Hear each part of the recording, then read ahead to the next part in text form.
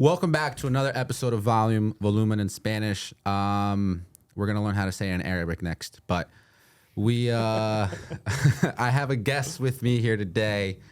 He is also an entrepreneur, very successful man. He is somebody who builds, a developer. He owns many properties, plots of lands. He's just doing big things, literally in like the whole. Just Edgewater, Jersey City, Bayonne, that whole area there. He's just, erecting 24-foot units, just buildings, probably build a casino next. He has a very interesting life journey and story, and he goes by the name of Gold Coast Builders, and his name is Yaz Malas. So, what's up, guys? Thank you. Thanks for that beautiful intro. There you go. I'm going to put my phone on Do Not Disturb because people are starting to call me. And, actually a good idea. Gotcha. So, I haven't seen you in a while, man. I know. I feel like it's been 5 months, 4 months. Has it? No, 3. Yeah, since your beer fest thing. Yeah. Word. Yeah. He was there for that. Yeah. Right? That was like 4 months. Yep. Yeah, we do an annual like Olympics party. Yeah. We do an annual event. It's fucking sick. You had fun? I had fun. You had fun? I had a lot of fun. Yeah, that's awesome. And the year before was lit too. Yeah. I'm planning the next one to be even bigger.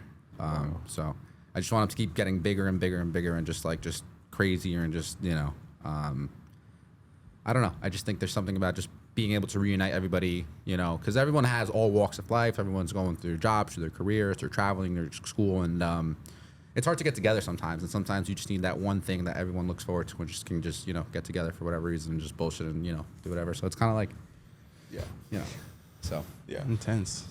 Yeah. So tell me, or tell the audience, I should say. I mean, I know what you do for a living, but explain to the people, what do you do? I basically buy land and then build something on it. Build something. It's either a house or a building usually. Build like out of Legos or like. He buys out Lego land. You got some fucking concrete, some wood, some other shit inside. No, I'm playing. I usually build houses or apartment buildings, and I either This guy's so humble, man. Like it's you, like you are honest to God one of the most humble people I know. Appreciate that. Like top three list. And to me, it's not just about like, whatever, like the person's humble or whatever. It's like you are a walking, living example of what that means, because it's like there's a lot that you do. There's a lot that you've done for other people, for the community, for your family, for yourself, from where you grew up in, and you're one of a kind, man. You really are. Appreciate that, man. That's why you're my homie. But anyway, so you're a developer, you're a builder, right? Yeah. What's the story there? Why'd you get started in that? What drew you in there? Why that?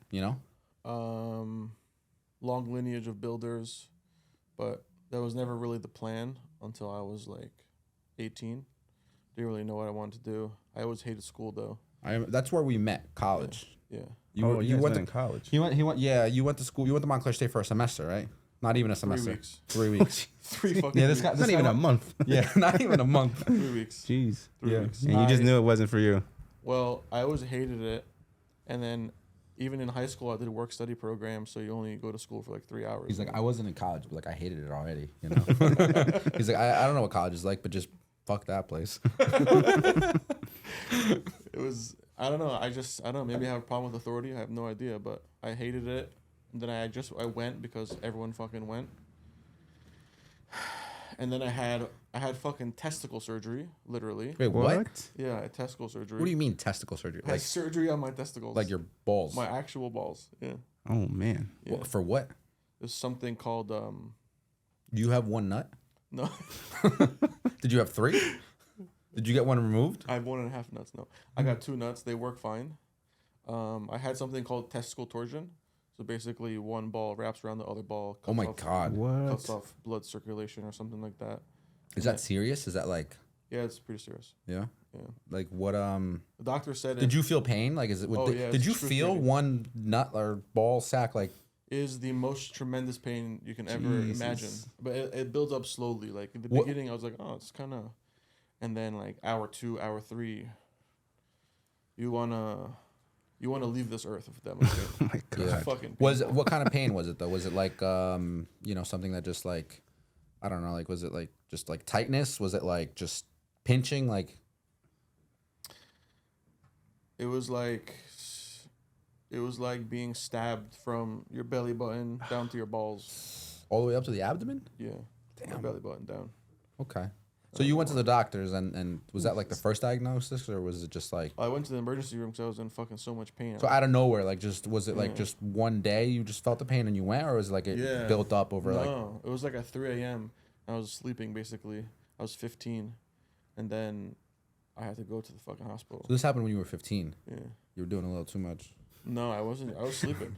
You I wish- you I woke wish up. I was jerking You off. woke up from pain. Yeah. Oh my the heck? God. 5 a.m. in the morning, 15 You- years old. You go to the Your hospital. nuts just So decide to run. what do you who do you call your mom, your dad? Like who are you comfortable with? And like, We're- hey, I have pain here. We were actually at a beach house with the family, and then my cousin was there, and then I woke his ass up, and I was like, "Yo, we gotta fucking go to the hospital." Was this in the United States? This was in the United States. I don't know, man. I see you in a different country every single. Jersey Shore. But Jersey like, Shore. The nice part, I guess. I don't know. Okay, so so you went to the hospital, and then but was it like that? And then a doctor literally That same day. I was excruciating, crying, yelling, screaming. Everyone was like, "What the fuck's wrong with this kid?" The doctor came, literally put her hand in my balls and turned them, literally. And that hurt. And then the pain like Went away a little bit. dissipated tremendously. And I was like, "What the fuck did you just do?" Just twisted my nuts back. That's exactly what she did. What the hell? That's crazy. And then so now I have like an elastic rod on my balls. Do you really? Yeah, it holds both scrotums together so they don't Oh, so they do a don't. little twisty situation. What That's the hell? crazy. I've never heard of this. This is interesting. Yeah, I didn't hear about it till it happened to me. So, what what now though? Like, are you fine? Are you good? Yeah, I'm good. Yeah. I'm good. I get episodes like once a year, and then I have to go to the hospital. Really? Yeah, and then they have to give me. So what the hell did they put the elastic band for? And if you have to like Well, there's like no, maintenance? it's It's like a car. Is it a time belt? You're like, oh, I gotta change this thing this year.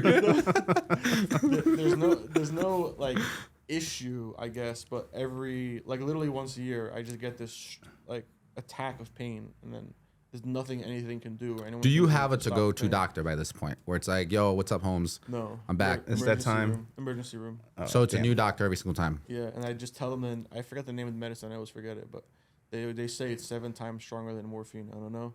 And then they just fucking put it in my knee. I mean, in my leg. I feel like why don't you Gucci. have a private doctor? Maybe that's an assumption, and I'm sorry, but like, you Everyone has a fucking primary. No, doctor. no. I'm talking about like you got somebody on payroll, bro. Like you're No, good. Like you know, No. you could be that person. You could be, Maybe if I was an athlete, that would probably be something I would do. But this is like, dude, like what? This is your manhood. Yeah, this is serious. I agree. Yeah. Damn. I agree. Do you plan on having children?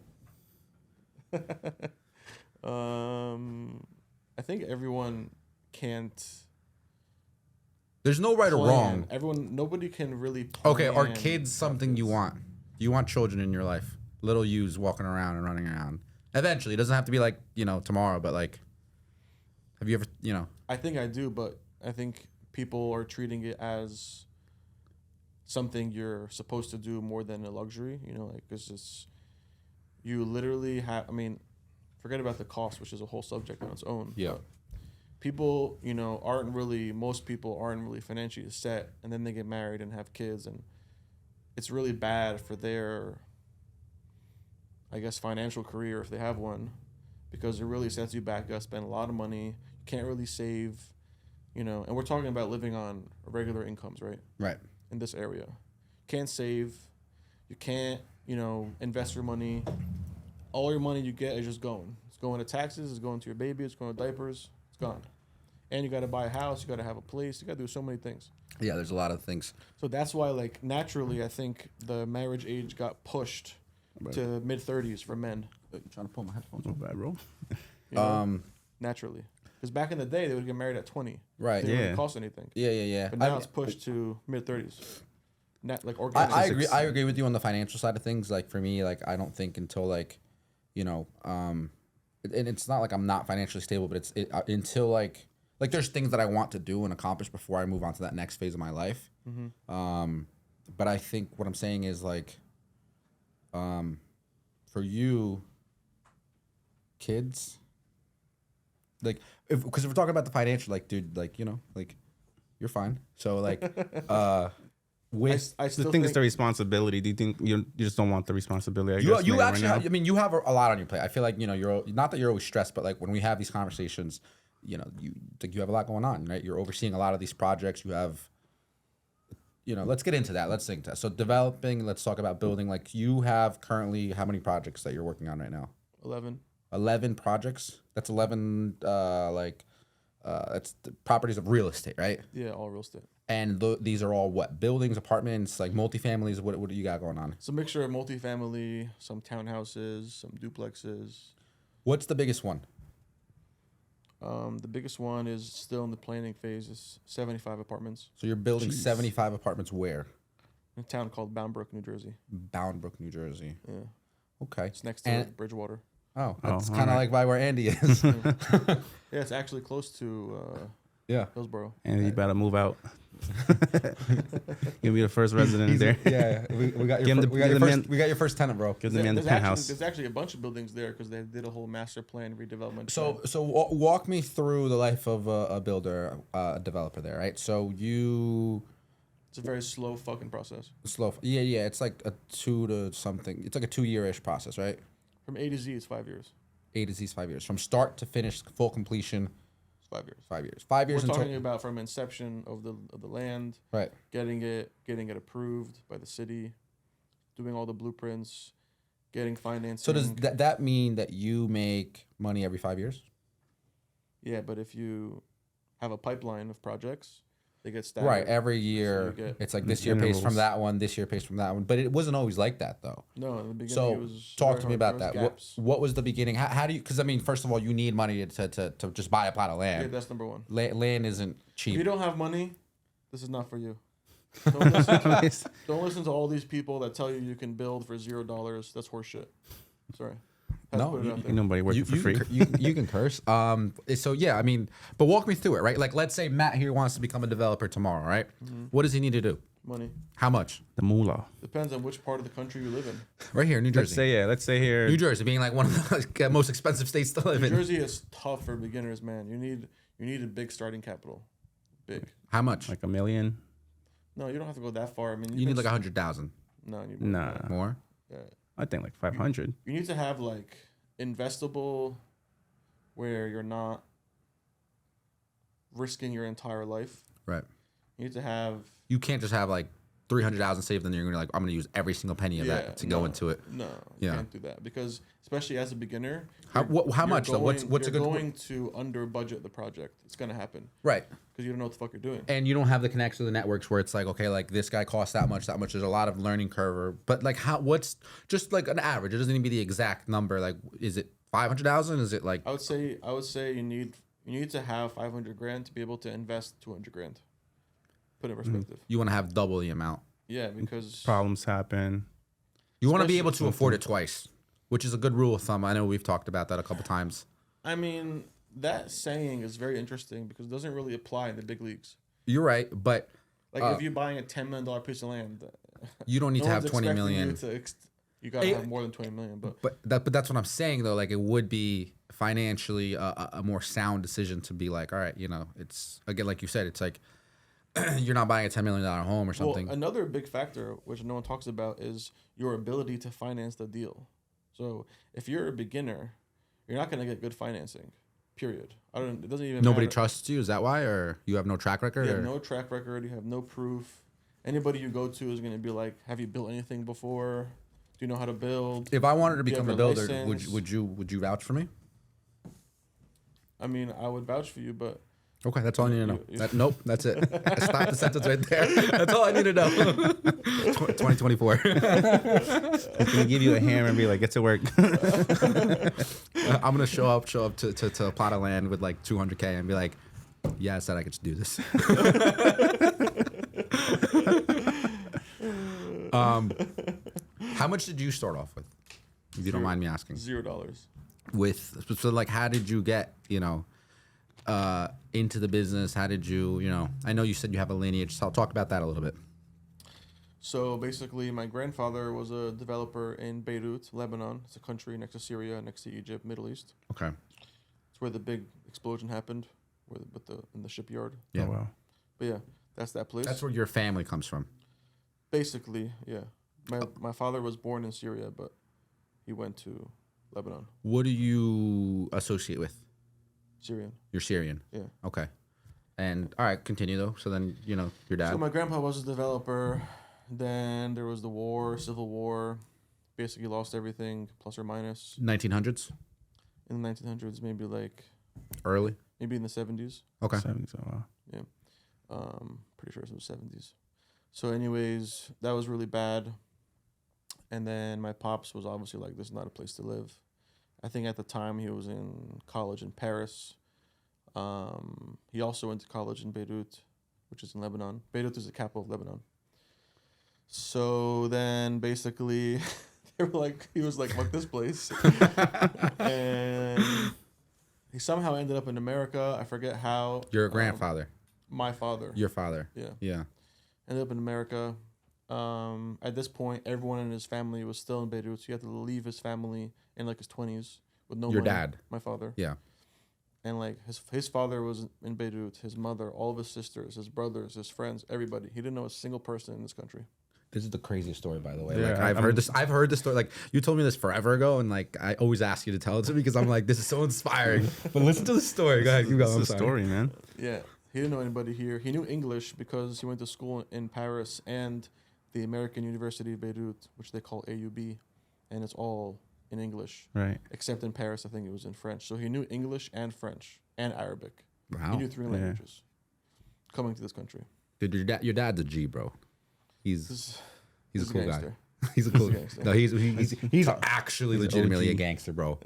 Wait till you get. Wait, I keep interrupting, but oh my god! I imagine he's just taller than this guy and just. I'm gonna just shut up. Go ahead. No, my dad's a good dude. So yeah, basically he came to this country, and then I don't know the exact timeline of what happened first in this part of the story, but basically he said that when he was younger, he made a deal with his friend that whoever made $1 million first, they would do business together. His friend ended up making $1 million and called him and was like, I have $1 million. And my dad apparently was always the smart one, had all the ideas, and always. Yeah. So he's like, let's fucking go to let's go to Sierra Leone, Africa. Okay? Okay. And let's go get some diamonds. What? Blood diamonds. So Dude, this is so crazy. This is a real story, bro. This is a true You story. cannot make this shit up. Holy crap. they go to fucking Sierra Leone.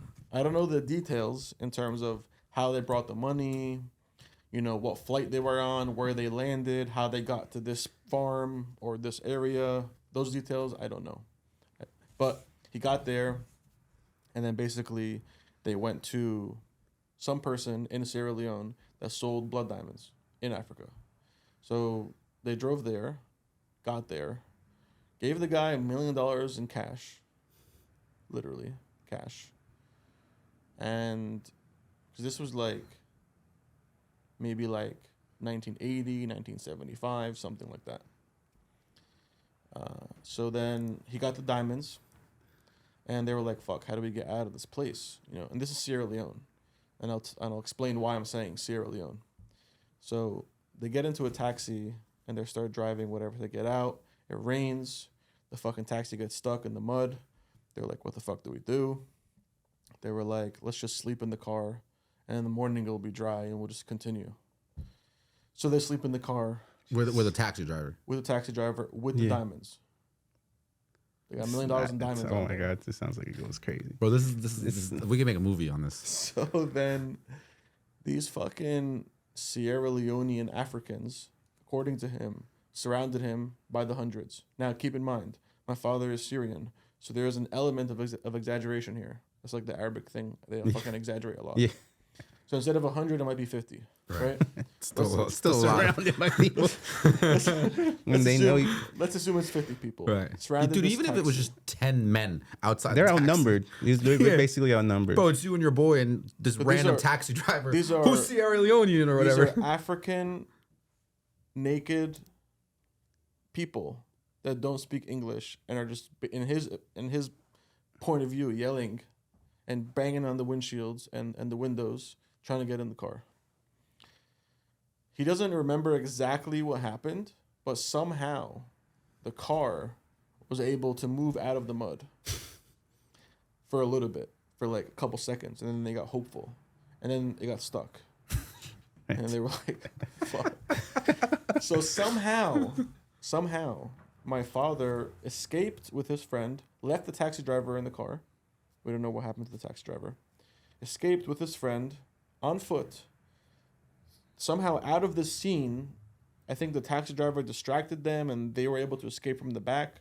Were these Africans trying to kill him or something? Or like, So in Sierra Leone back then, cannibalism was very popular. get the hell out of here. Jesus. So yeah, they were trying to eat them. What the hell? So they didn't have weapons or anything like that. They were just Yeah. barehanded. Barehanded. Yeah. That's a word. That's a word. And so then they basically went on a multiple hour walk to the nearest city because they were on foot. And they got a taxi. They went to the airport. They flew to Paris, sold the diamonds, and made no money. Damn. So they did all of that. When you say made no money, like no profits or just like, They just got their money back. okay, so they took a whole trip to just keep They the did the million. whole trip, risked their lives, and got nothing out of it. Jesus. They probably lost money because, that costed money. And an element of this story, which I just forgot to say, which I just remembered, because Sierra Leone was known for blood diamonds in Africa, Right. that part Yeah. of the world at that time. So when they left through the woods, they had to go into the city, and there was, guards or a border or whatever. So I was like, so how did you get the diamonds across? Right. And he's like, we had to do it. And I was like, what did you mean? He's like, Don't tell me. my friend put the diamonds in his ass.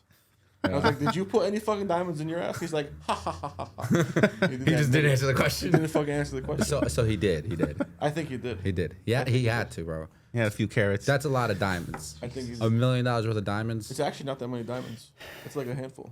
Depending on how, I guess, with the weight, the carrots, Yeah, right? And then how the quality. Diamonds are sharp though.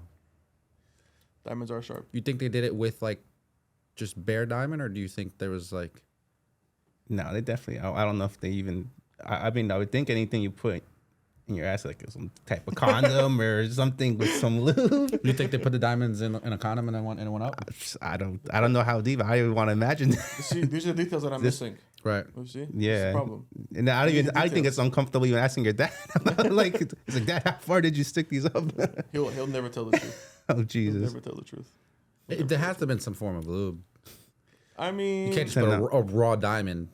I think like the That adrenaline. sounds painful. I think the adrenaline of the situation. Imagine you just escaped cannibalism, cannibalists.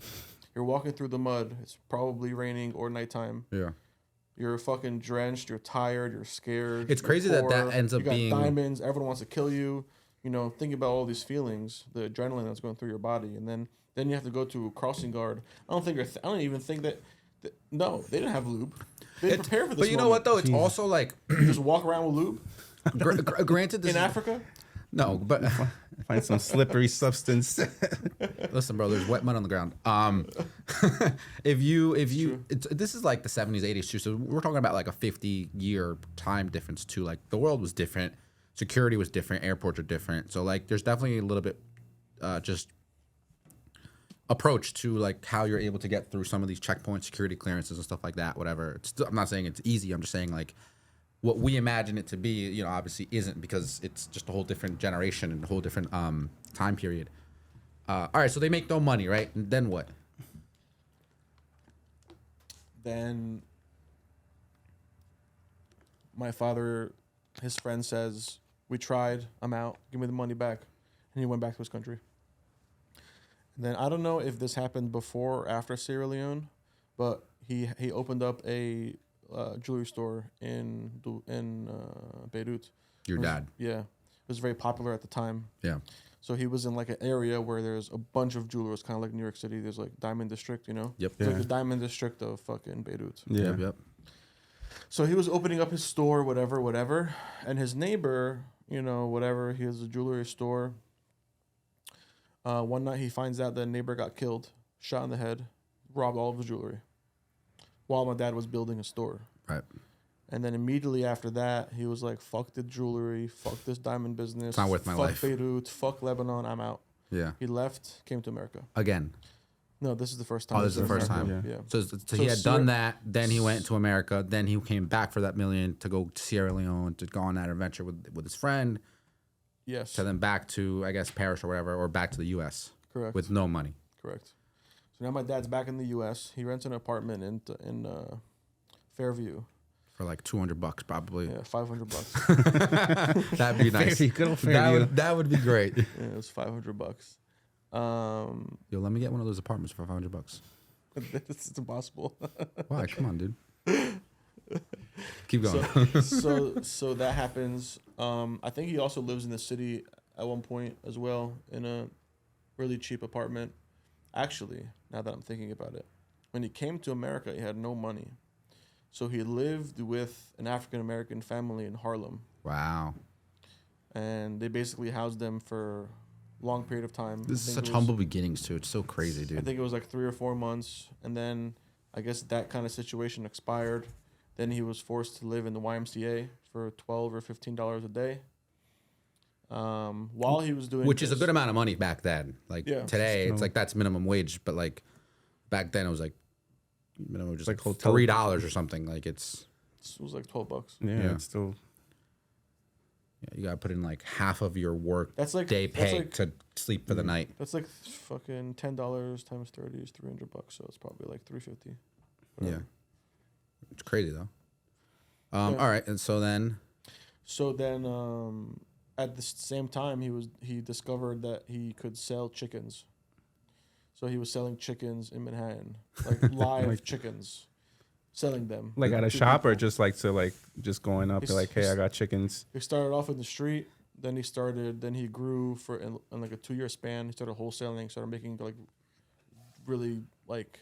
he went from 1 chicken to 2 chickens to 4 chickens to Yeah. just keep. Like This is where it gets good. He Keep got, going. he got his good like first base down with the chickens. Yeah. You know? So by this point, he had tried diamonds and he had tried chickens. Then his brother comes to this country, and his brother has a connection in Saudi Arabia. For someone wanted like some specific kind of yarn or cotton or something. So then him and his brother were like, "Fuck it, let's buy a warehouse with my money, our money." In a town called West New York and Union City, New Jersey. Yep. So they bought a fucking warehouse, and then they started basically him and his brother.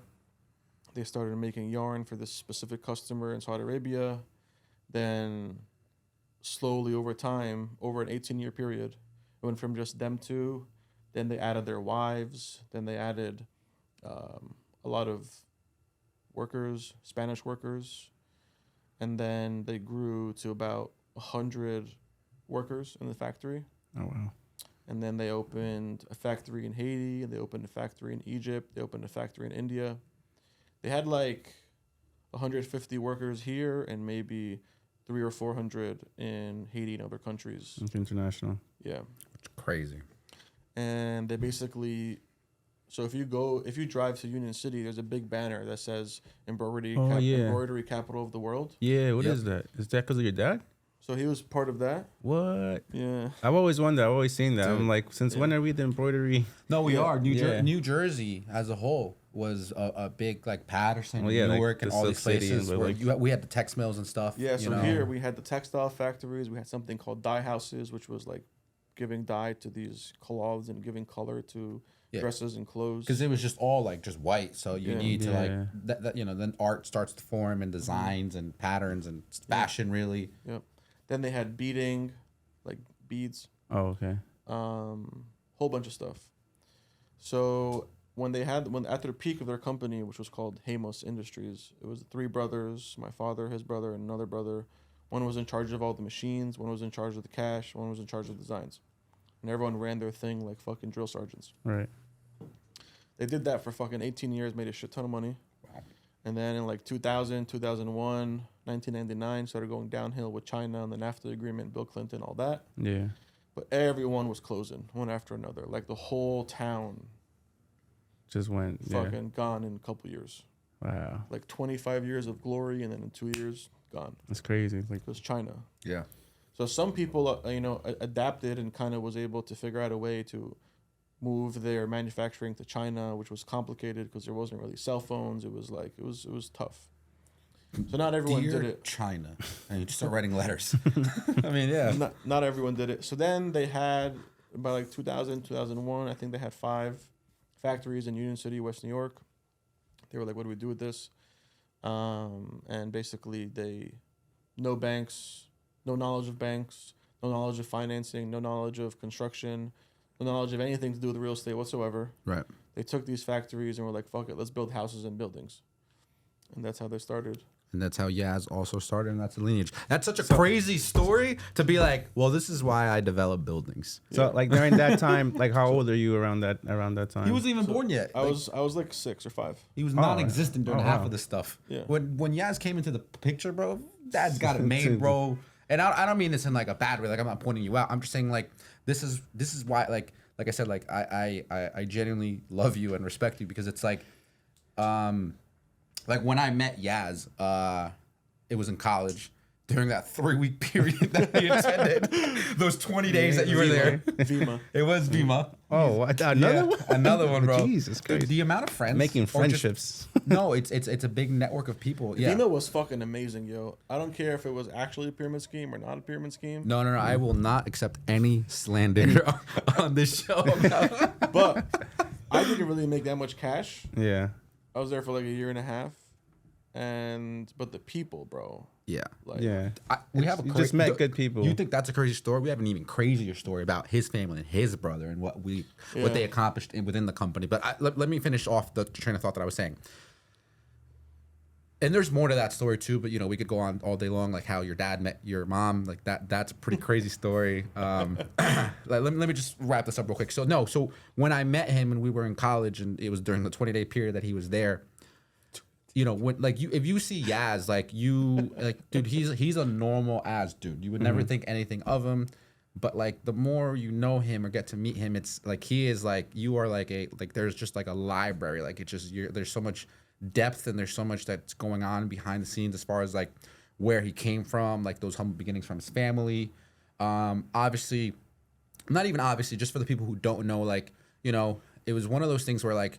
I remember because of Vima, we would have home presentations, and then one day he hosted one, and I went to his house, and he had, and it was in like Upper Saddle River, and New Jersey area, that's like a rich area. So we went there, and bro, my guy was living in like a Lil Wayne mansion, like 10 bathrooms, you could shit all day type, like the back. No, bro. I mean, your backyard had a basketball court, a tennis court, a pool, a jacuzzi, the outside barbecue area, a green grass area. Like you had 3 levels, like X amount of bedrooms, like, and it's like you would never think that of Yaz. Like he just didn't carry himself in like a I got fucking money type thing. Yeah. And what I always love that you would always say is like, I'm not rich, my family's rich. Like your dad made his money and your family did what they had to do. And what I respect even more so is like you have built something for yourself as well, and like you're doing your own thing, and obviously you're successful in it.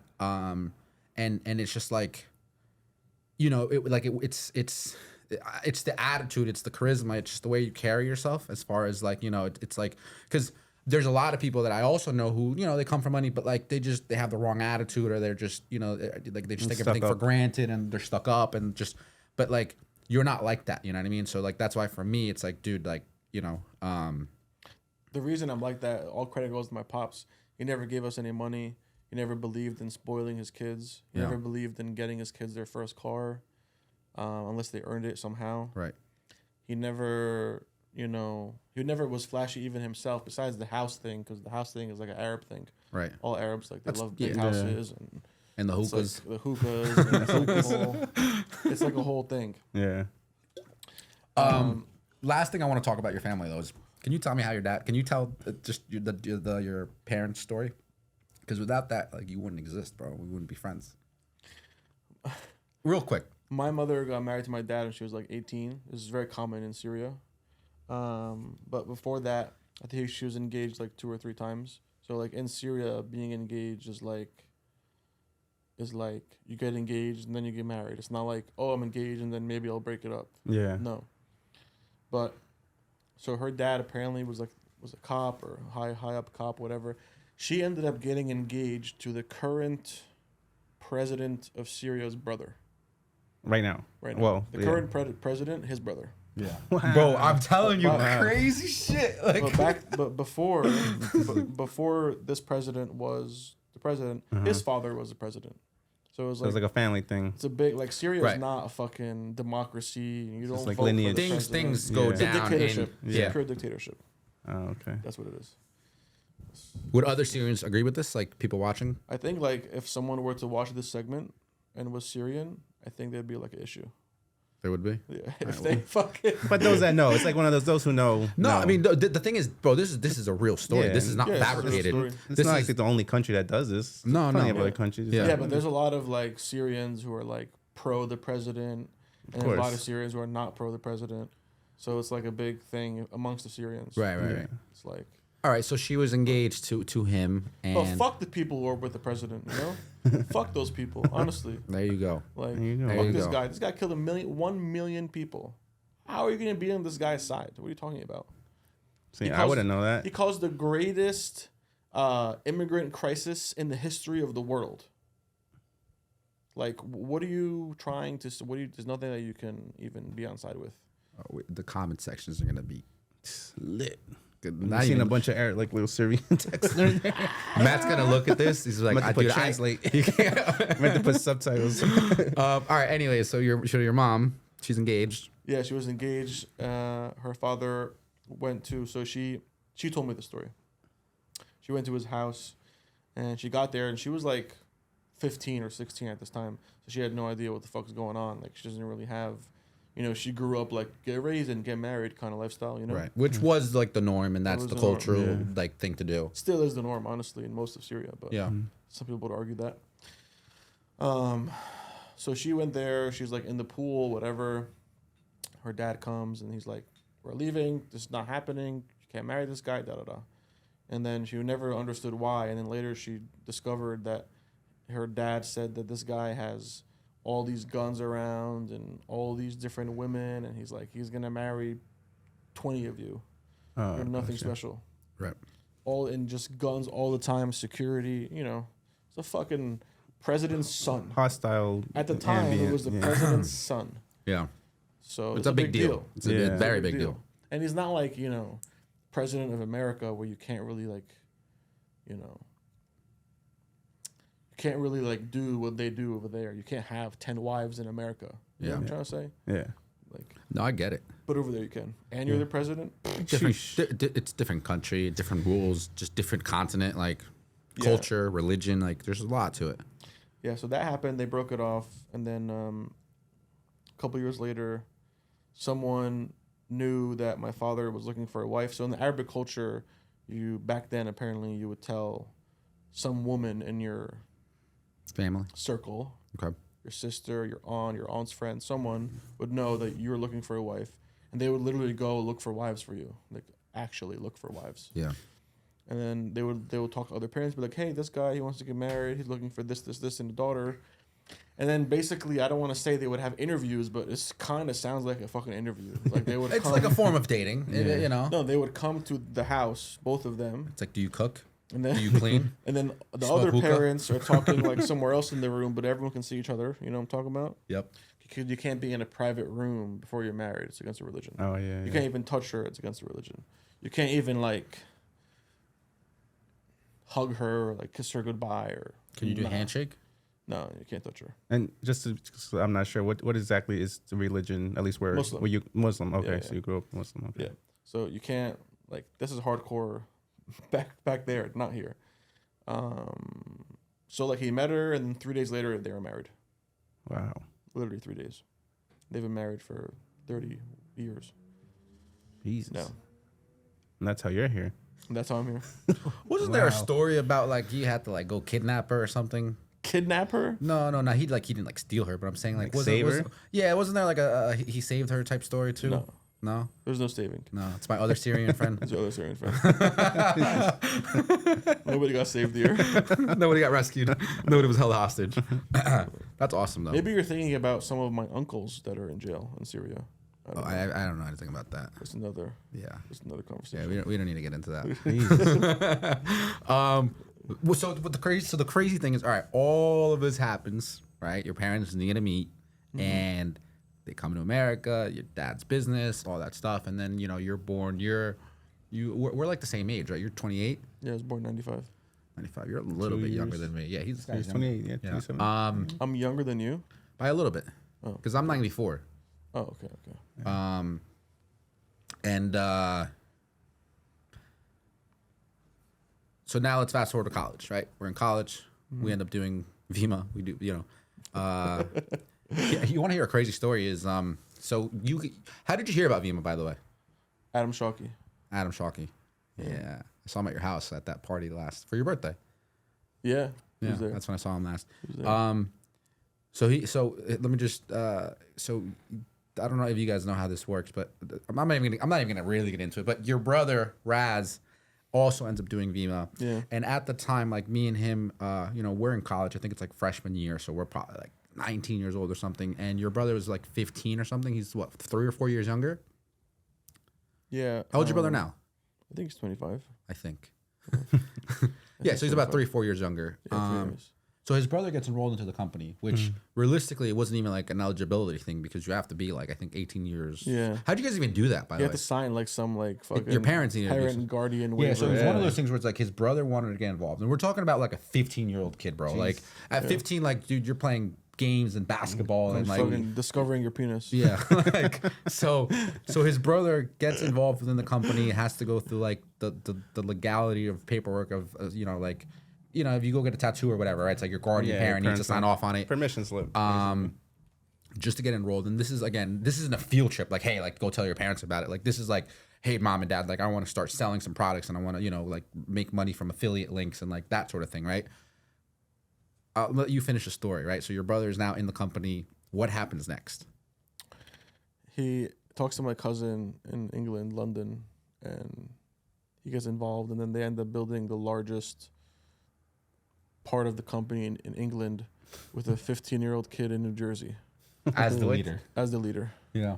and he was controlling it from here, or he had to go over He there? was controlling it from here, but he went there a bunch of times. It was like a Wow. pipeline. It's like a Yeah. network, right? But him and my cousin Lawrence Alzheimer fucking Held it down. became the kings. of Held it Vima. down. They became Really? the kings of Vima in London. There were stories shared on like stages. Dude, they would have like 1,000 people events, 1,500 people events to come listen to Vima, learn about Vima. And is your brother like giving speeches and all that? He's just really behind the scenes. Yeah, at 15. Bro, at 15. There was even a fucking event in like Pennsylvania somewhere, and then he spoke in front of like Yeah. 800 people at 15 years old. Yep. Jesus. Or no, I think it was 5,000 people. I don't even remember. Either way, he's But we're talking about 15, dude being like 15, 16 years old. Like, He wasn't even 16. He was 15. yeah. It's a big a difference. youngin. Yeah. 15 to 16. But it was just like, it was just that pipeline. It was like, tell a friend, tell a friend, tell a friend. So it's like, it's like, imagine like you go tell your cousin, in wherever, Uzbekistan. what's that? Uzbekistan.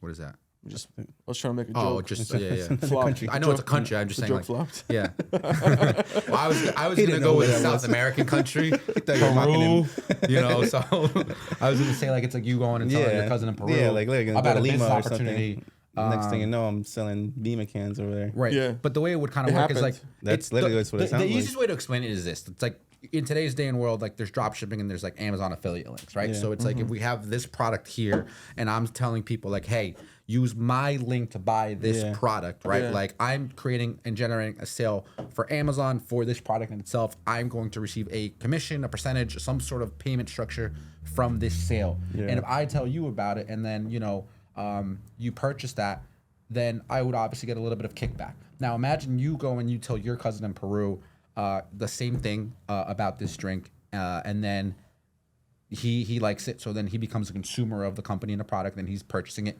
But then that leads to like, how many people was it roughly? Damn, if I say the wrong number, Lawrence is gonna kill me.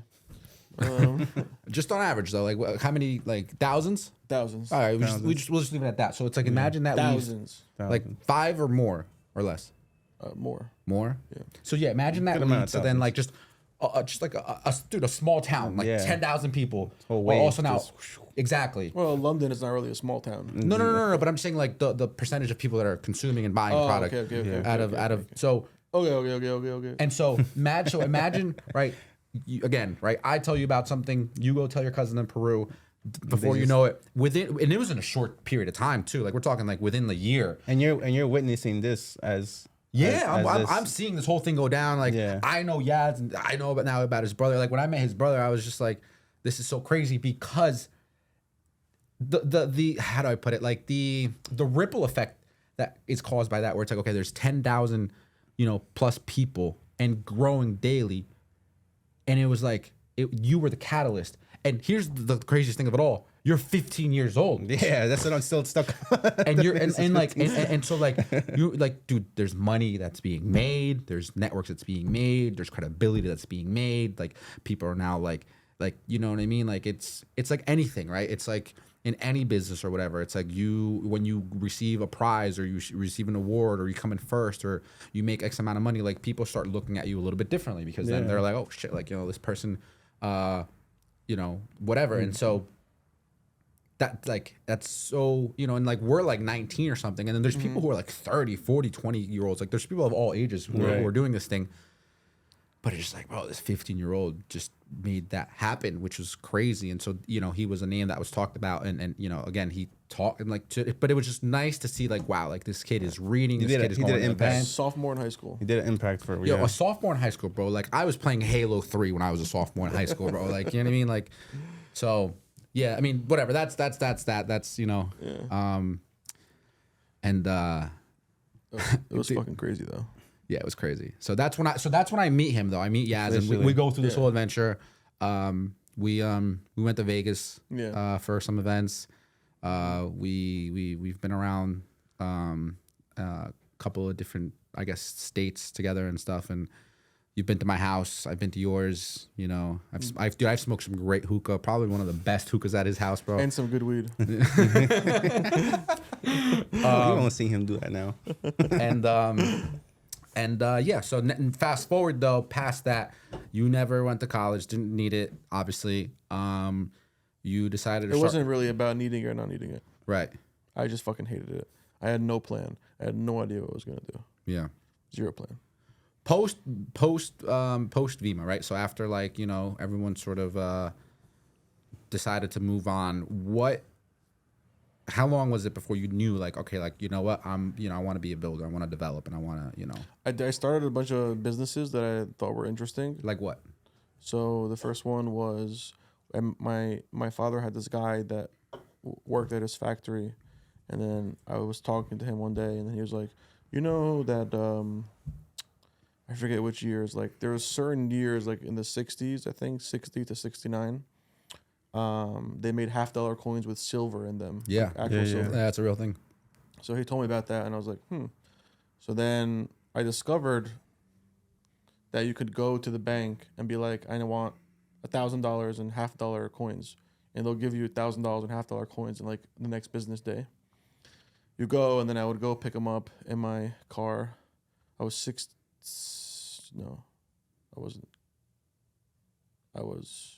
maybe 18. Yeah, I was 18. I was 18 because I had a car, yeah. So I was 18, and then I would go to the bank, get this big-ass heavy boxes of fucking coins, go to the house, literally and open the box, and it'd be those fucking, like, roll things of coins. Hoping that some of these were... Yeah, and then... And at first, I would open it, go one by one, like check the year, because the year will tell you if it's silver or not silver, or 40% silver or 90% silver, right. Whatever. Then I got so good at it that I would like just be able to open it and just look at the side and see what had silver and just fucking take it out and just keep storing them. So I kept revolving the same capital. So I would take like $1,000, get the coins, come to the house, sort through them. There could not be any silver at all. Yeah. and just keep doing that. Then at one point I was doing like $5,000 runs. And then basically I saved a bunch of them, went to the city. I did this for like maybe like a month straight, every single day, going to the bank. Jeez, and they're not asking no questions. Like, No. this guy runs It's not illegal. I this mean, guy you runs a laundromat. They're like, what are you doing with these coins? And then eventually, like, there was a Chase Bank in Tenafly, New Jersey that I kept going to, and they were like, we're done with you. So I had to go to other banks and do this. They, One that they, there's a they coin really shortage. just like they could just do that. Yeah. And it was really challenging because no banks don't accept, like, large amount of coins and give you cash back.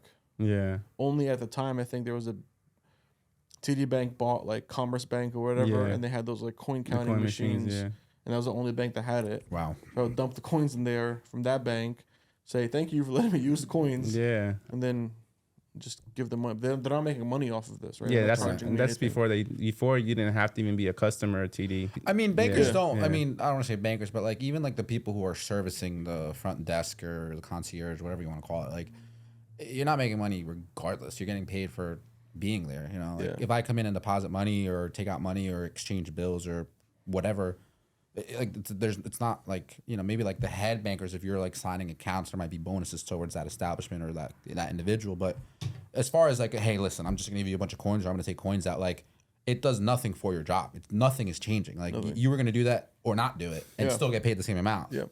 So I don't see what the big deal is. Like It's time consuming and cumbersome for them. as opposed to Like like, you're counting you know, coins. As opposed to standing there to doing them nothing. counting the bills that are behind the like it's Yeah. signing some paperwork. Like I don't know.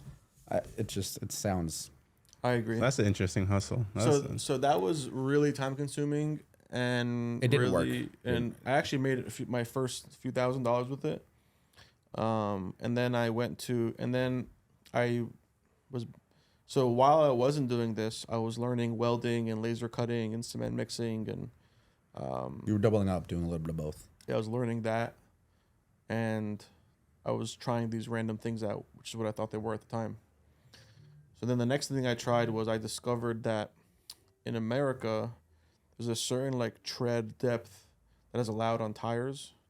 I don't know the exact number. It might be 4/16 or 6/16 or 8/16. I don't know the exact number. Don't quote me. But I discovered that this was what was allowed on tires in this country, and I discovered in like South America is way less. Those are my people, bro. The tread thickness. Yeah. What are you that's trying allowed. to say? So, in Africa and Syria, almost the whole non-first world countries, basically. South America's a continent. So there's all these, you know, fucking car dealerships, mechanics, Yeah. body shops that have these. If you go, you'll see like these stacks of tires, and you're always Right. like, what the fuck are these stacks of tires doing here, right? So those are considered used tires, Right. and they can't sell because they're not legal in the street. Yeah, that's Yeah. true. You can get some pretty good used. I mean, you have to know what you're looking for because there's obviously shittier used tires and there's some pretty good quality ones too. You got to know and so you're flipping tires essentially, right? Is that Yeah, I was flipping tires. Are you like shipping I these would to another go- country? I would go on Craigslist literally with a box truck and find there's literally you can go on Craigslist and be like free tire pickup literally. And I would go, I mean, I didn't make a lot of money doing this, but I'm learning entrepreneurship. Right? I'm 18. Yeah. I'm learning like, yo, Trying to find something. you have to fucking do something and make money. No one's just gonna give you This money. is what I always say, dude. And I tell the team too, I'm like, yo, there is not a lack of money. It's like you need to learn how to become resourceful. You need to learn how to become creative because if you want to go make $100 today, like you will find a way. And the best example that it's a little hardcore, but it's like, bro, somebody puts a gun to your head or puts a gun to somebody that you love and they say, I need $100 today. You don't think you're going to find $100 today? Even if you had no money, you're going to find a way. You're going to figure it out because the stakes are high, because the pressure is there. Most people don't live under pressure or stakes. So when you don't have something that's driving you, dude, we're just chilling. I got tomorrow. I'll do it later. I'm comfortable. But if you live I'm good. Yeah. right, and if you live with that sense of urgency and you live with like and it takes time, but you need to be able to apply pressure to yourself and be like, okay, like I have this much time, I have a week, a month, a day, a year, and this is what I want to do with my life. Make it happen, like, because the alternative is you just don't do shit. And so, okay, so you're learning entrepreneurship. Learning entrepreneurship. I sold a bunch of tires, picked up a bunch of tires. Most of the places I picked up were in Patterson Clifton, Passaic. Those areas, Newark was a big one. Got a bunch of tires, and then I would sell them to this guy who would give me flat rate, $30 a tire, and he would ship them to wherever the fuck he's shipping them to and get more money. And that was the deal we had. I did it for like, I don't know, a couple of months. I think I ended up making like $5,000 Nice. the whole thing, but I was like 18. That's so cool, bro. Just do And just then- like miscellaneous entrepreneurship, like Yeah. jobs and just. And then, so now I had a couple thousand. I thought it was a big shot. You are a was- big shot. No, not at all. Yeah, he's a big shot, bro. Flex. So then me and my brother, so it was summertime, and my brother and my cousin, the same Lawrence, came here. My mother lived here, but my cousin came from England. I had a couple bucks. My dad had a couple bucks. Yazan and my brother and my cousin didn't have any money. So my dad was like, he basically lended some money to this idea. I think it was like 3,000 or 4,000. I had 3,000 or 4,000. We did it, and we bought a container of returned Home Depot product. My brother discovered this website with this guy that you could buy containers of returned Home Depot goods. Yeah. I remember your brother doing this. Yeah. Yeah, I remember I talked to him about it. I think he might have approached me too, and like I don't know. I No. remember, we had a conversation about this though. I remember. Raz went to Montclair too, right? This Like- wasn't Raz. Yes. Oh, this is your older brother. Yeah. Your other brother, Yaz. Yeah, my other brother, yes. Literally. His family is Yaz, Yaz, and Raz. Yeah. I was in the same jazz. But right? they finish differently though. It's you are. It's Yazan, Raza, Yasar, and Rashad. There you go. I need you to write Oh, yeah, that down for me. There's another. There's a fourth brother. I forget about and him. my dad is Mustafa. He's the only one with a different name, He's the only one. different syllables. So, anyways, we get a bunch of product. I think we paid like $9,000 for the container. It got delivered to my dad's factory. My dad had this like really oily, disgusting section of the factory. Yeah. My dad had an oil business. Different story. The really disgusting section of the factory. His dad owns a third of America. No. I'm just kidding. So then we like power wash and clean this section, and Yeah. then we got these tables from Home Depot, and we set them up, and then we put all the product on these plastic tables, Right. and then I went like all out Craigslist advertising. I was learning Craigslist. So anyways, put all this shit on Craigslist. We sold everything over the summer. We didn't make a single penny, but we learned sales. We learned how to market goods. Yeah. We learned how to negotiate with people coming in to buy the stuff. We learned a lot of good skills, and we were on our own. Yeah. Like no one was like, do this, do that. We were just, You're making all the executive decisions. and it was the summer, right? So imagine you're 18, you want to party, fuck girls. Yeah. Meanwhile, we're learning how to do this. Yeah. You know, it's not about the money in the beginning. It's really not about the money Ever. ever. Yeah. It's about the time freedom. For me. That's dope. And that's funny that like at 18, you know what I was doing at 18? I had a mini. Not that. I had. Well, not that. But my dad. That time I had a my dad's minivan, and literally I'd go if I saw a fridge, dude. If I saw a fridge, a stove, Nice. I was just scrapping. I Good. was just scrapping, like literally, and again, just by myself. Like I'm not like, Yeah. you know. And sometimes if I was like, oh shit, it's like 3 fridges. Let me go get the trailer, like the hitchback trailer. Yeah. And just like again, and that's because I was always chilling in Patterson or Clifton, and like, Opportunities where you create and find and you know, it. it wasn't much, but like again, it was just like I'm already going to my friend's house. I might as well go pick it up and then drop it off. You know, get a few bucks for my gas or whatever. Some, you know, That's the right mindset though. That's and like, it's just like you're just doing it just because Yeah, like you gotta do it's it. like okay, like I'm gonna earn something if I wasn't, you know, if I wasn't actually working at my, I forget where I was working at that time, but so like you're just doing it. You gotta do You it. know, You just gotta do it. you know. So it's like that's the hustle right there. Yeah. And like even though like you said maybe you didn't make, you know, the dollar's worth, but you learned something and you actually like just did it, you know. That's dope. I agree. Yeah. It's very important.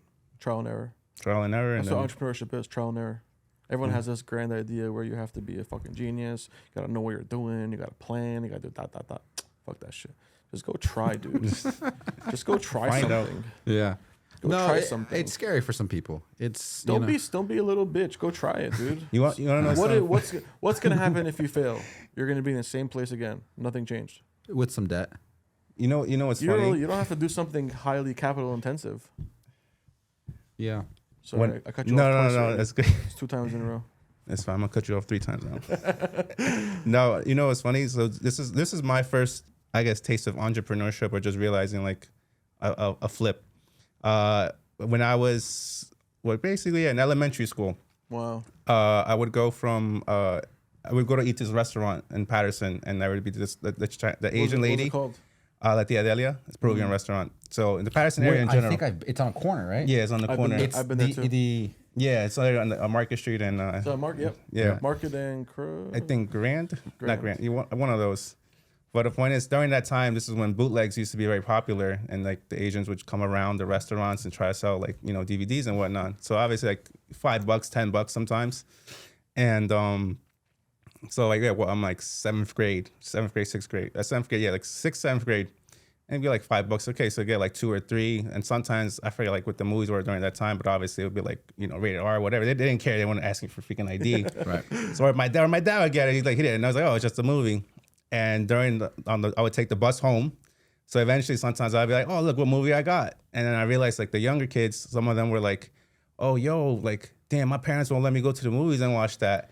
They're like, damn, bro. Sell me it. And I'm like, yeah. But I'm like, wait, I'm not going to sell you the same price. Obviously, like, I could, but it's like. Make a couple bucks. I make a couple bucks. So I make like, extra $5, $10. And like, that's when I was like, oh, this is cool. So like literally like, made for like half a year straight. Like I was saying, like particularly like these 2 kids, like it wasn't like freaking pornos, but it was like just their parents wouldn't let them. Rated R movies, actions, and whatever. So their parents just for whatever reason were just stiffers and wouldn't let them, go watch those movies. And I'm here selling freaking bootlegs that I got. Were you buying the tickets, or was your dad buying the tickets? I was buying the movies. Sometimes he would get it for me, or something like it's like $5, 10. So when your dad bought it, though, you made more money. They're not tickets though; they're actual CDs. No, like the bootleg movies. Oh, yeah, the agent, like agent. I don't know. No. I know exactly what you're talking about. Yeah. So for sure, I bought some. My family's bought them. Absolutely. Everybody has in this area. Yeah. That was like my first taste of like entrepreneurship, I guess. It's just funny, like the thing, like, okay, here you go. That's all it takes. It takes a little bit of creativity, a little bit of, because it's.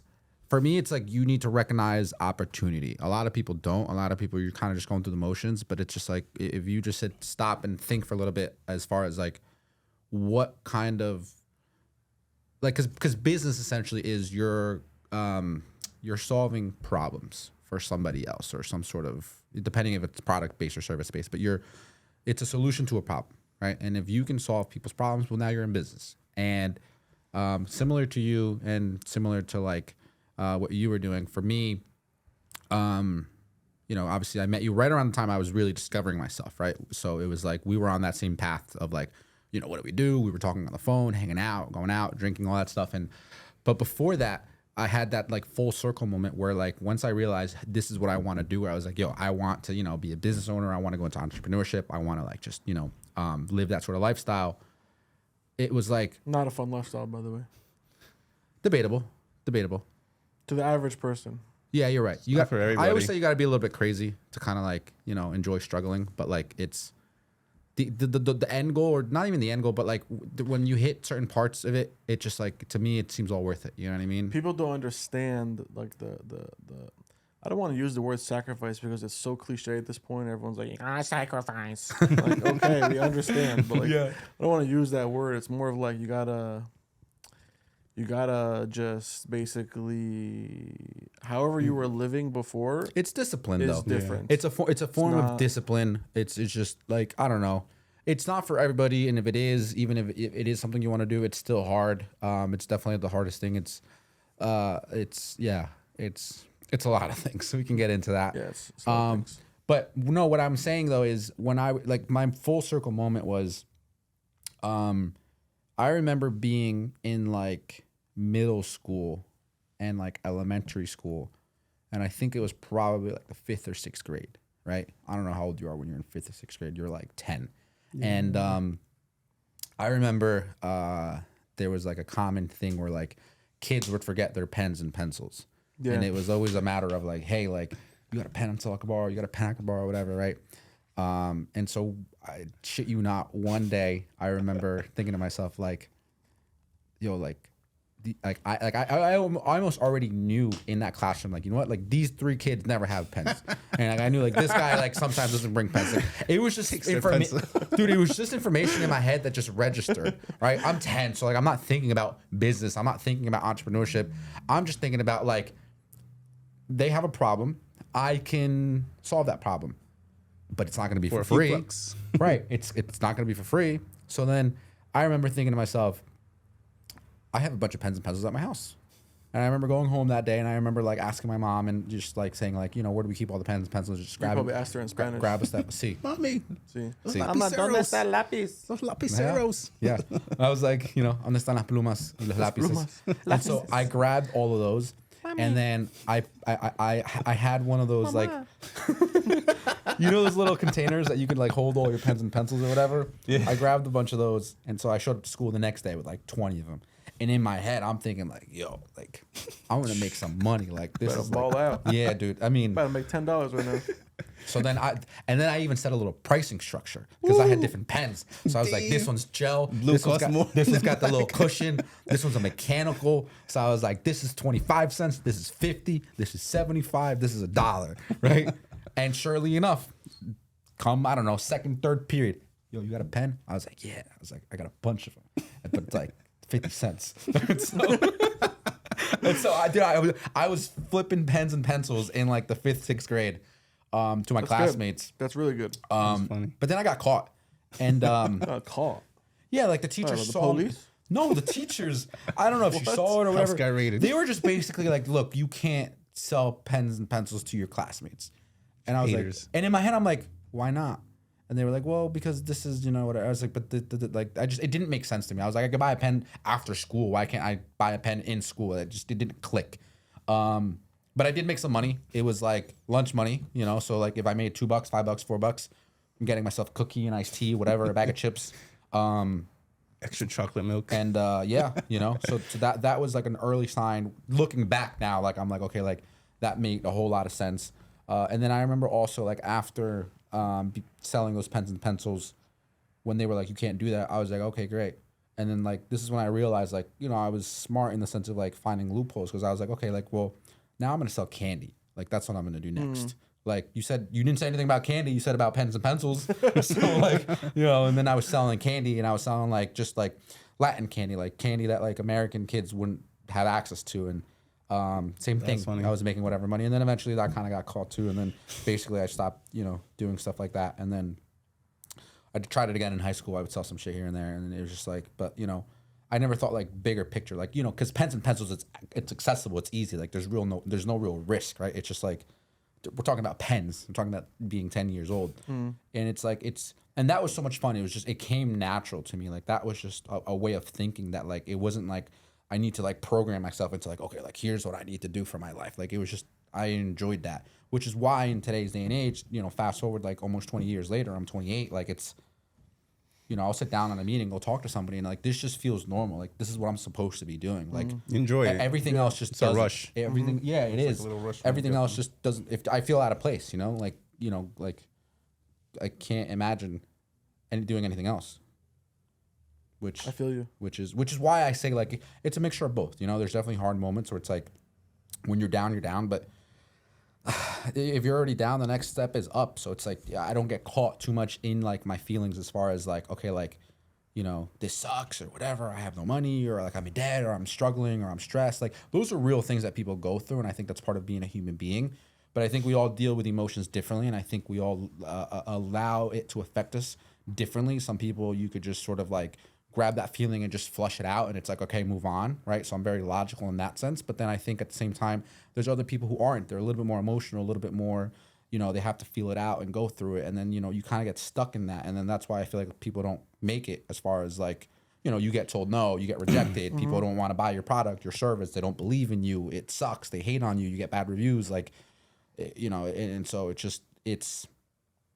I think some people get afraid too of like let's say, like, again, and it's not to like knock anyone's husband, it's like, if, like for example, like let's say we didn't have any like money right now. I'm like, yo, bro, I got these 10 mangoes. Let's go to the street. Let's go sell them. Like some people are just afraid, like, you know, to like, I guess the embarrassment, like, oh, I wouldn't do that or whatever. That's humility. Some people don't have high humility. Like you could tell me like, yo, if we're gonna make this, maybe we might have to go stand in that corner, do look, something. if you're that broke, you're either like, going homeless or you're selling mangoes. Yeah, like, so you know, find a way. And those stuff, you gotta respect those. I always respect those people. And if I can, I'll, you know, if I see a guy like obviously doesn't have much, but he's like selling waters on the corner of the kid, like I'm gonna go support you just because like I know you don't want to be there, but I feel like why not support you? trying Like, something. Yeah, he's doing something to try to better himself or learn something. So I've always respected that with like the people that do that. I was like, bet I'd rather see you selling something than just begging. Yeah, I guess in a sense, I was like, can't be afraid, can't be scared. I agree. I agree. How did it feel for you on the first like project, your first development, right? So I mean, like, I was learning, but like, made a lot of mistakes. We were over budget by like 50%. yeah. Did you lose money or make money on that first project? Made money. You made money. How much Wait, money? I would say, What's the first project? Like, what was it? It was just like a house? yeah, first project was One house? Yeah, Like you built it fully you? yeah, Like from ground up. There was nothing there pre-existing. You just... nothing there. And from there, right, it's like, did you know that that's what you wanted to do, right? Because one thing is like knowing like, okay, It's like... really not about what you want to do. It's just really, I mean, like, you really want to just fucking get rich, you know? This is where the money's at. You want to get rich. It is where the money's at. And you want to get, if you want to get rich, I mean, some people don't apparently, but if you want to get rich, if you want to get rich, like, What's your argument on that? you really should do something that's been fucking proven. Like, Right. if you want to get rich, like, you know, sure, you can do a startup, you can be a lawyer, a long route, you can be a doctor, a long route, but if you want to do something in business, I think you got to do something that's proven. Like, don't do some like, oh, let me sell a watermelon that tastes like apples. No, Yeah. you know, like, do something proven. Mm-hmm. Do something that someone else has already done, someone that you can learn from, a mentor, and just do it again. Yeah. Like, you're the new Clearly it generation, works. you're the new wave. It worked. You don't got to invent something to get rich. You don't got to be a rocket scientist. You don't got to be a Harvard grad. You don't got to be any of this. Do something someone else has already done and just fucking do it. Like, don't put this whole concept, oh, I'm not smart. I don't have money. I don't have connections. I don't. You keep telling yourself, I don't. You're not going to do shit. Not gonna have options. You know? You're not going to do anything. Like, Yeah. so you got to just go and do something. Literally go do something. What's your Literally. So what's your take on you know, this is a very not controversial, but it's common sort of thing, right? When people say like, I don't want to be rich, I want to be happy. What's your take on that? I know what my take is, and I'll share it with you after, but I want to hear yours. I personally, for me, Yep. but everyone's different, right? No, of course, and I want to hear Matt's too. I want Yeah. to see what you know. I personally think that for me, I can't be happy if I'm not financially stable. Impossible. Yeah. I would just course. not feel good. Well, you're way past that point. know, but- Without disclosing income, which unless you want to, like, I mean, We're talking about. if I told you how much this guy makes, bro, you'd look at him fucking differently. you just have to. I know enough already. Like I don't even think I have to ask numbers. You have to. You have to ask: is there an M or is there a B? There's definitely no B. Definitely no B. He's in the T's, bro. No T's. He's in the Q's. No B's and T's, baby. Oh shit. I mean, that's just me though, but because apparently, No, as I'm life with is you. proof, there's I'm with people you that on that. What's your take? don't really care. There's Would people you- that take the risk. You know, Personally, There's people that think that, oh, my kids are gonna make me happy. Oh, getting married is gonna make me happy. Oh, this, oh, that. But sometimes they forget to tell themselves, oh, you need this much money to do this right? happily, and not like Once let me. What's your opinion on that? Because I have some things that I want to say on it. 50% of divorces have to do with money. yeah. Sorry. No, Go it's back to true. you. And like, again, it's like they say, like money doesn't buy happiness, and it's like, I guess. Well, the way, and I guess it kind of goes back to how I grew up. Like, I didn't grow up exactly like poor, but I had humble beginnings, like for the first half of my life, and then from there, my father kind of like, his income grew, and so I guess I grew with the best of both worlds. Like my family wasn't wealthy for most of my life. Like, but half of my life we were like struggling a little bit, and then slowly, and like now I can say like we're pretty good. You live in a nice house. Like we're good, you know. I can't complain. So and I'm glad I did experience that, because I think if I didn't, I think I would have been a prick. I think I would have been an asshole. Like yeah, but like so it still goes back to like, I guess when we didn't have it, maybe there was. Man, not to say like that we're not as close, but like there was like a kind of a depends. Like we were like happy because maybe my dad wasn't working as much hours during that time. Right. He wasn't spending like he was like spending You more got to time. see him more. Yeah. And then when I realized like oh, high school's coming up, my brothers are going to college. He's having to work more hours, and it's like You don't have your dad around. Yeah, anymore. and it's not just like like I was like what's it waiting for him like, but it's like you see No, but it just like you know it's part of your development. You're growing up, your teenage years. and like you see like okay, we need more money, and then so it's like okay, then you realize like yeah, we need money. So it's like at the end, your happiness like we're gonna need that more money, so we're gonna essentially have to bust our ass more, and be comfortable with just like working, and so in order for that time like you're gonna need the money. So I guess for us to be happy and maintain what we're getting at, we have to essentially work more. Right. So I guess I would think I feel now it's like yeah, you need to bust your ass. You need to sacrifice those extra hours that you would love to spend with your friends or whatever. Like Yeah. like happiness comes at a price. I guess Yeah. you have to be comfortable. It comes at a price. For sure. In conclusion, money does not buy happiness, though. Yeah. So, yeah. In my opinion, it does not buy happiness. I'm with you on that. It makes it easier to be happier. Yeah. Yes. So my thoughts on all of this is when people say like, oh, it's like, would you rather be rich or would you rather be happy, right? Or like, which one would you choose? I don't even like that question. I know I just asked you guys that, but it's more so like, it's not. I really don't think it's either or. Like I just like it's like you could be both. That's a real thing. Yeah. You could be both. You have to be both. Like there's no. You need to be both. I don't like the association of like Everyone like, around you will be happier if you're richer. You're not So wrong. just get rich. Yeah. No, but dude, you could be like. Here's the thing. Who cares about yourself? You could be Fuck yourself, both, bro. Sacrifice yourself for your family. Make everyone Yeah. else happier, bro. That's how I feel like my dad Make did. everyone around you happier. He's busted his ass. So and I'm like, I feel God put you in a position to provide for your family. that to be honest with you, that's how I feel though. Because Yeah. for me, like I don't see my parents as much as I used to, and sometimes I don't see my friends or I don't see anybody really like other than the people that I'm working with like all the time, my clients and people like that. And then like 10% of my time goes to like my personal life, which is how I want to live my life, right? I'm not telling you how to live your life, but my end goal is what I'm saying. Like you could be rich and you could be happy. Like you could be both. There's like, I know there's an association with like, okay, like you have money, you're rich or whatever. So it's like, you must be miserable or you're depressed or whatever. It's like, that's not true. That's some of the people for sure. I'm not generalizing people, but like, and on the opposite end, like you could be happy at all income levels because it's not about, I think, the amount of money you make. It's about the lifestyle that you live, right? It's like, because everyone is happy or joy and like fulfillment and satisfaction, I think will bring you happiness. And that comes from anything that like resonates with you. So like, some people get happy when they see dogs. I get happy when I see cats. There you go. It's an Arab thing.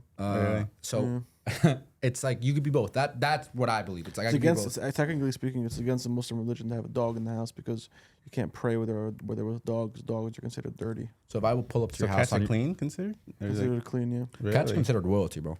Yeah. Well, yeah, like I'm gonna pull up to I'm gonna give you Not a dog actually as your royalty. birthday present. How do you feel about that? I actually once got two. This is a true story. I once got two. Fuck, what are these animals called? I'm gonna get you a dog, bro, are they for your big? birthday. Two. Frenchies, No, pit bulls, they're like these fucking long, wiener big dogs, rat-looking things. What are we talking about? the wiener dogs, They're like supposedly expensive. I don't know what the fuck they were called. Oh, ferret. No, he's talking Ferrets. about ferrets. That's not a dog. ferrets aren't expensive. They look. No, I once got two ferrets as a gift for my birthday. I was there for that. You were there for that. You put them in the garage. Yeah. I remember. And then I got another gift one time, which was like Ferrets are smelly. they're so Yeah. smelly, bro. They have cute, they have a but yeah, strong odor. they They're stink. cute as fuck. Super soft. You can pet them. One of my friends when I grew up, he had a Not ferret. that cute when they smell, G. Yeah. Yeah, it's hard. It's hard. It's. I got whatever you're into. I donated them or got them adopted as soon as I possibly could. Did you tell the person that who bought you the gift? Yeah. Yeah. He's like, yo, I spent $1,000. I was like, sorry, bro. Yeah. I love you, but sorry. So if I get you a dog, you're donating it? most likely. Yeah. Yeah. Who's gonna shit it and walk it and stuff? Take it to go, bro. Be Take like, it to go? Get a Yeah, bro. The dog fucking taker. Taco Bell? you could be you could be Dog like, Bell? you know, Fluffy. He travels the world with 2 Chihuahuas. Who the hell's He Fluffy? does. Oh, He's a Gabriel comedian. Iglesias? Yeah, Yeah, Oh, yeah. I didn't know that. I didn't see no dogs in his stand-up, though. they're not on stage, but like That's his fault.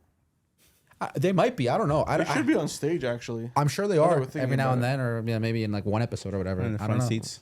Imagine he's like telling a joke and the dog shit at the same time. And then he like gets the plastic bag and picks up the shit while he's doing his stand-up. Oh god. Yeah, like, he's a real man. So this has been fun.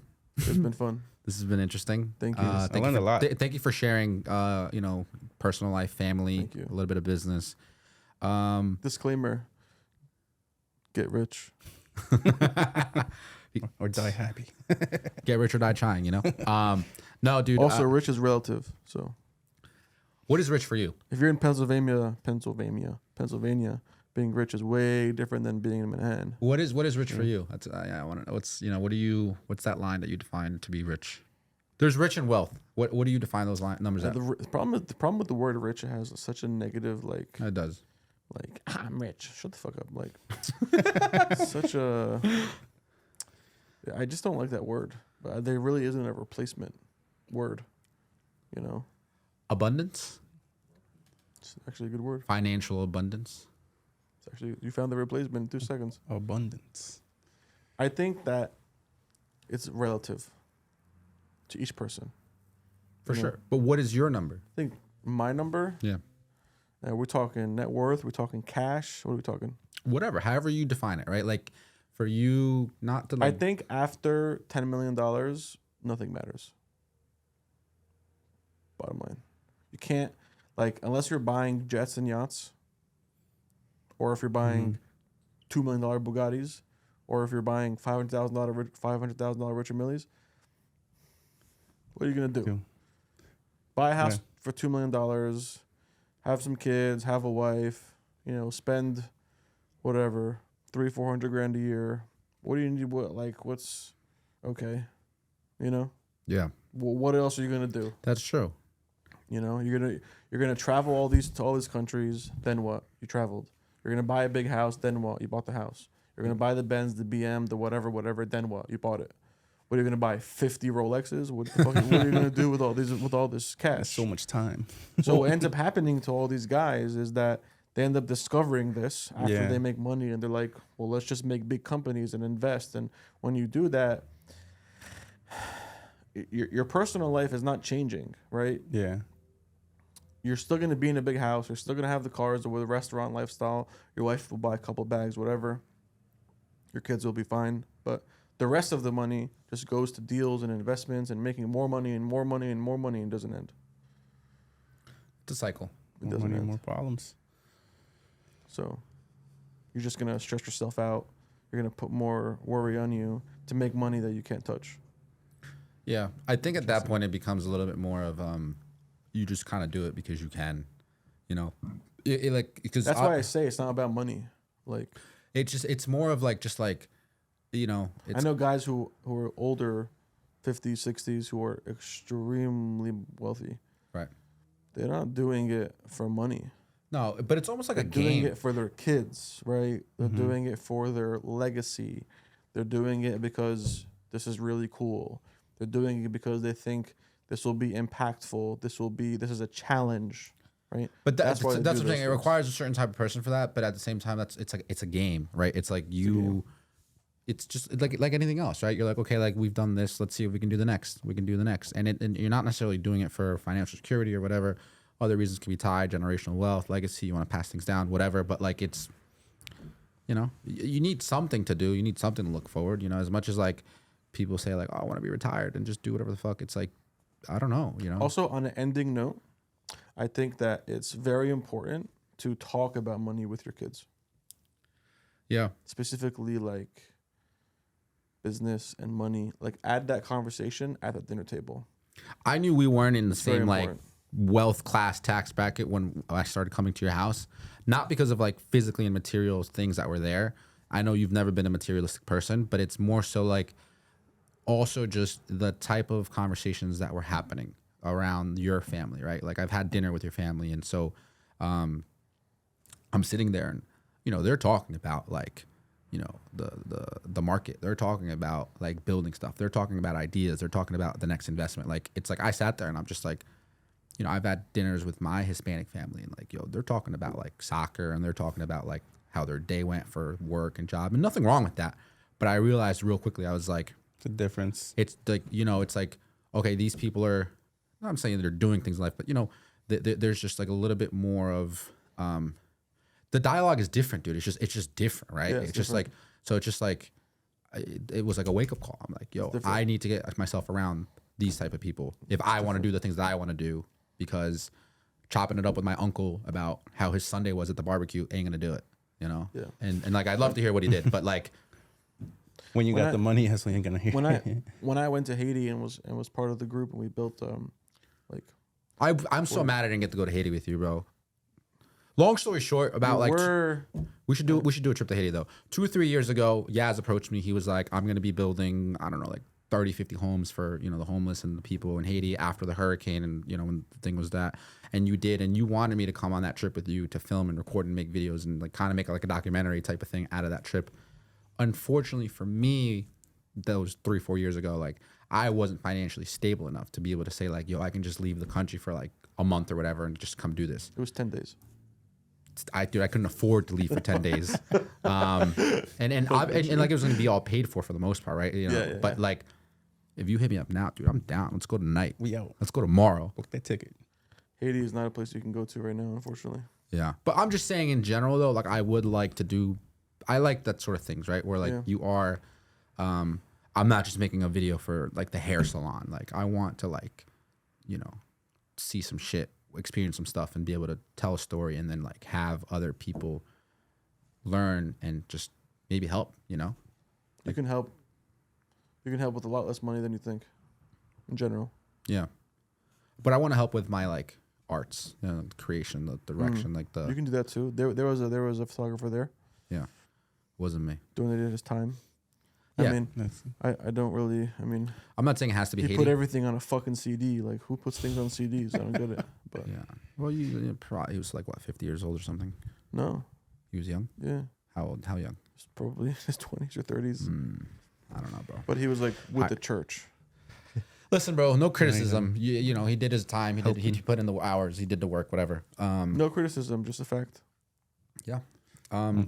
I didn't know you did that though. That's awesome. No, yeah. But this is what I mean. Like, you don't know it unless you're like actually physically talking to Yaz on like a personal level. He's not public about it. You're Gold Coast builders. You have a lot of projects. I don't even know that you need necessarily help plugging anything in. But like, as far as raising money or funds or working with realtors and investments and people buying stuff and flipping stuff, like I don't know, where can they find you?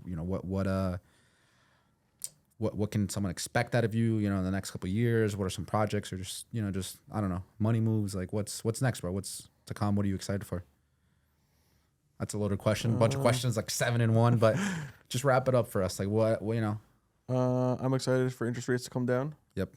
And Me too. I am excited to be living in America.